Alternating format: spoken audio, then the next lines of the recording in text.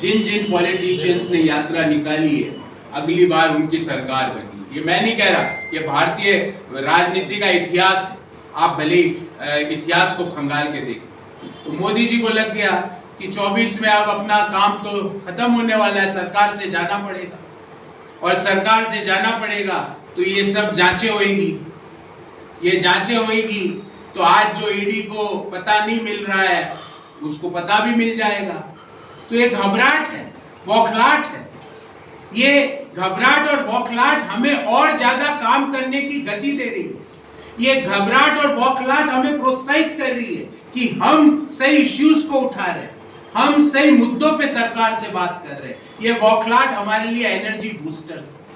तो जैसे जैसे वो राहुल जी पे हमला कर रहे हैं व्यक्तिगत रूप पे, हमें लग रहा है कि राहुल जी ने और कांग्रेस पार्टी ने जो जनता से जुड़े हुए इश्यूज पे जो यात्रा निकाली, जो संसद में खड़े होकर सवाल पूछा कि मोदी जी आपका और अडानी का रिश्ता क्या कहलाता है, ये रिश्ता क्या कहलाता है, इसका जवाब दीजिए मोदी। जब ये सवाल पूछा और मोदी जी ने उस सवाल को संसदीय कार्रवाई से कटवाया तो हमें और ताकत मिली। कौन कटवाता? मैं आपको एक सवाल पूछता हूँ और बहुत ही प्रैक्टिकल सवाल है। रांची के और जमशेदपुर के और झारखंड के लोग ये जरूर समझेंगे। हमारे यहाँ कोई जैसे रांची में मॉल में जाते हैं तो पुलिस की फ्रिस्किंग का प्रोसेस होता है, नॉर्मल प्रोसेस है।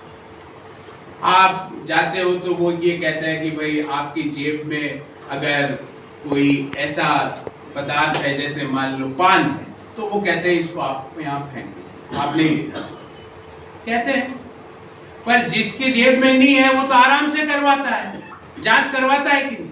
और जिसकी जेब में है वो ये सोचता है मैं कैसे निकलूं, मैं कैसे इसको बाईपास करूं, मैं आंदोलन कर लूं कि ये जांच होनी नहीं चाहिए, मैं ये कहूं इसकी जांच की जरूरत ही नहीं है, मैं ये 2 आदमी जांच करा रहे हो उनके बीच में से निकाल लूं।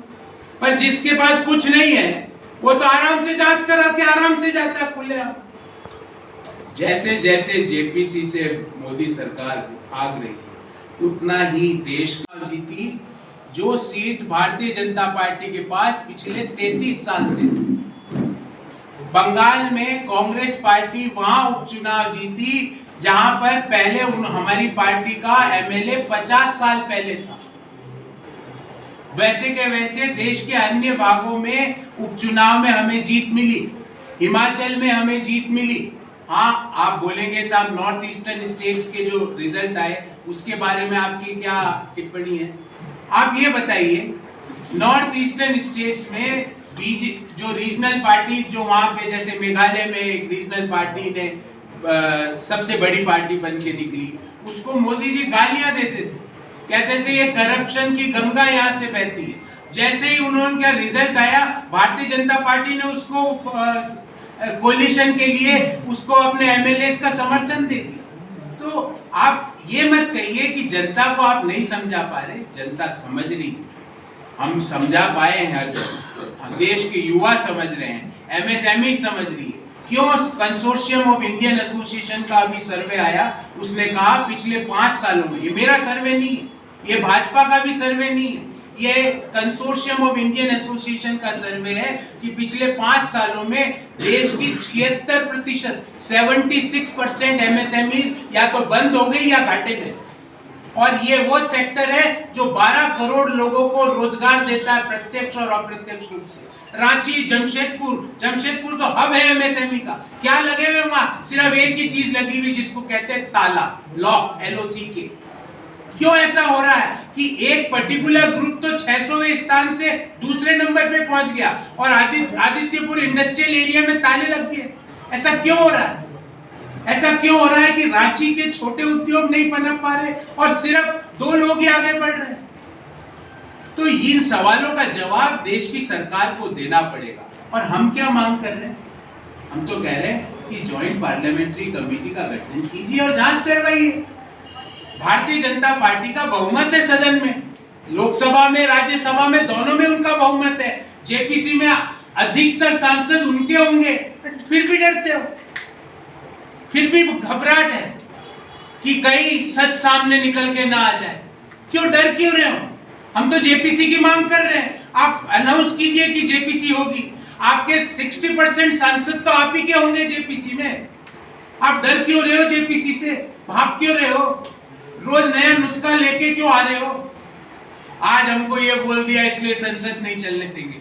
मेरे तो विचित्र अनुभव है। ये ऐसा अनुभव है कि भारतीय जनता पार्टी के निशाने पर पूरा विपक्ष रहती थी, लेफ्ट पार्टियां हुआ करती थी, पूरा कांग्रेस हुआ करता था। अभी उनके निशाने पर सिर्फ राहुल गांधी। क्या मोदी सरकार राहुल गांधी से डरती है? आप ये बताइए, भारत जोड़ो यात्रा एक बहुत फिलोसॉफिकल क्वेश्चन पूछ रहा हूं। क्या दुनिया में कोई ऐसा पॉलिटिशियन है, मैं हिंदुस्तान की बात नहीं कर रहा, क्या दुनिया में कोई ऐसा पॉलिटिशियन है जो 4000 किलोमीटर पैदल चलने की हिम्मत जुटा पाए? मैं स्मृति ईरानी जी से अपेक्षा नहीं कर रहा हूं, उनके लिए 4 किलोमीटर की यात्रा है। अमित शाह जी के लिए 2 किलोमीटर, मोदी जी के लिए 1.5 किलोमीटर उम्र है उनकी। यहाँ 4000 किलोमीटर की यात्रा पूरी, सर्दी, गर्मी, बरसात, तीनों ऋतुओं, एक्सट्रीम ऋतु देखी। जब यात्रा शुरू हुई कन्याकुमारी से, जब मॉनसून था, बरसात को चीरते हुए जब ये यात्रा नॉर्थ इंडिया में पहुंची तो यहाँ पे ठंड का मौसम है, जब कश्मीर पहुंची तो बर्फ गिर रही। यात्रा किसके लिए की और इस यात्रा का क्या उद्देश्य है? अगर मैं बोलूं 3 लाइन में 3 उद्देश्य है। नंबर 1, जो हमारे सोशल फैब्रिक में डेंट आया है उस डेंट को रिपेयर करने के लिए यात्रा। क्यों आया डेंट? क्योंकि जब देश का मुखिया कहता है कि मैं कपड़े देख के व्यक्ति का चरित्र बता सकता हूं, तो हमारे सोशल फैब्रिक में डेंट आना लाजमी है। दूसरा, बेरोजगारी का इश्यू जो देश की प्रमुख इश्यू है, उसको डिस्कशन के मुख्य पटल पर लाना। और तीसरा कि क्यों 411 रुपए वाला सिलेंडर आज 1100 के पार हो चुका है। ये तीनों उद्देश्य इस यात्रा ने पूरे किए। जबकि भारतीय जनता पार्टी ने हमसे क्या सवाल पूछा यात्रा के दौरान? सर्दी क्यों नहीं लगती, खाते क्या हो, टी शर्ट कौन सा है, जूते कौन सी कंपनी के हैं, लेस क्यों नहीं बांधते, दाढ़ी क्यों नहीं कटवाते, बाल क्यों नहीं बनाते, रहते कैसे हो, रात को कितनी बजे सोते हो। ये सवाल थे, ये सवाल थे। और जैसे जैसे वो ये सवाल पूछ रहे थे, देश के लोग इस यात्रा से जुड़ रहे थे। हमारे में जो हमारे प्रदेश अध्यक्ष है वो भी इस यात्रा में गए। मैंने भी कई दिन इस यात्रा में शरीक होने का मुझे सौभाग्य मिला। इस यात्रा में कांग्रेस पार्टी के कार्यकर्ता ही नहीं थे। इस यात्रा में उस गांव के, उस तहसील के, उस जिले के जहां से यात्रा चल रही थी, वहां के बेरोजगार युवक थे, वहां की महिलाएं थी, वहां के लोग थे न्यूट्रल। या एसबीआई में लोगों के पैसे खतरे में या जो अमाउंट कम हो रहे थे, वो संस्था जब आगे आकर इस बात को नहीं मानती है, तब नहीं लगता है कि ये चीज। मैंने ये कहा नहीं कि लोगों के, मैं कभी भी रूमर फैलाना बीजेपी की आदत है, हम कभी रूमर्स नहीं फैलाते। मैंने ये नहीं कहा कि एलआईसी डूब रही है, एलआईसी बंद होने वाली है, पर हाँ एलआईसी अपनी एलआईसी कराने के लिए कोई कंपनी ढूंढ रही है। मैं ये जरूर मानूंगा। गौरव जी, एक मिनट से।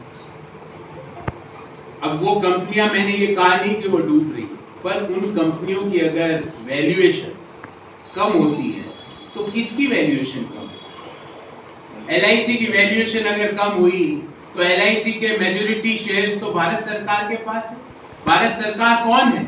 आप, मैं, हम सब भारत सरकार है। एलआईसी की वैल्यूएशन कम होती है तो कितने पॉलिसी होल्डर्स है देश में? एलआईसी के 23 करोड़ से ज्यादा पॉलिसी होल्डर्स है। क्या उनकी वैल्यूएशन पे इफेक्ट नहीं पड़ता? क्या संस्थाओं की विश्वसनीयता पे प्रश्न चिन्ह नहीं लगता? मैंने ये कभी नहीं कहा एसबीआई डूब रही है या एसबीआई खतरे में। मैं नहीं मानता इन चीजों पर। क्या एसबीआई की वैल्यूएशन कम होती है तो क्या देश के लोगों की वैल्यूएशन कम नहीं होती? क्योंकि देश के लोग इनडायरेक्टली इन संस्थाओं को ओन करते हैं, क्योंकि ये इनकी 51% से ज्यादा भागीदारी भारत सरकार के पास है और president of India on behalf of government of India in shares को होल्ड करते हैं। तो सवाल ये नहीं है कि वो संस्थाएं बाहर आके कह रही है कि हमारी सेहत को कोई खतरा नहीं। हम सवाल ये उठा रहे हैं कि आपकी सेहत में कमजोरी तो आई है ना। हमने ये नहीं कहा पेशेंट बनने वाला है, पर हम ये कह रहे हैं कि पेशेंट पहले 100 मीटर 10 सेकंड में दौड़ रहा था, अब पेशेंट को 100 मीटर दौड़ना तो छोड़ना चलना पड़ रहा है। हम ये कह रहे हैं, हमने ये कहा ही नहीं कि पेशेंट मरने वाला, पर 100 मीटर 10 सेकंड में दौड़ने वाला पेशेंट आज 100 मीटर रैंक के पूरे कर रहा है। हम ये कह रहे हैं, और ये सवाल उठाना आपका और मेरा दोनों का हक है। मेरा हक है और आपका इस सवाल को एम्पलीफाई करने का ड्यूटी है, और मुझे उम्मीद है आप जरूर उसको एम्पलीफाई करें। कौन सा था जो आपको हैरानी हो रही है? हमारे देश में करप्शन चल रहा है। ऑस्ट्रेलिया पहले की सरकारें कानून बनाती थी, मतलब कानून बनाना गलत है। सुनते जाइए, 10 सेकंड और है। ये देखो, देश के प्रधानमंत्री कह रहे हैं कानून तोड़ने में मजा आता है। सुनते रहिए, एक बार अमेरिका का सुनिए।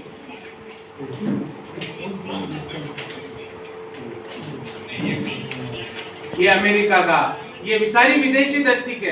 अमेरिका मेरे आपके और मेरी जानकारी के अनुसार अमेरिका हिंदुस्तान में नहीं, चीन नहीं है, जर्मनी नहीं, ऑस्ट्रेलिया नहीं। ये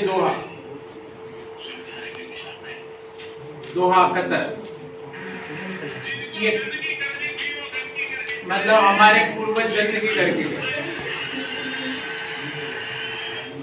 कैलिफोर्निया अमेरिका। अब सुनिए,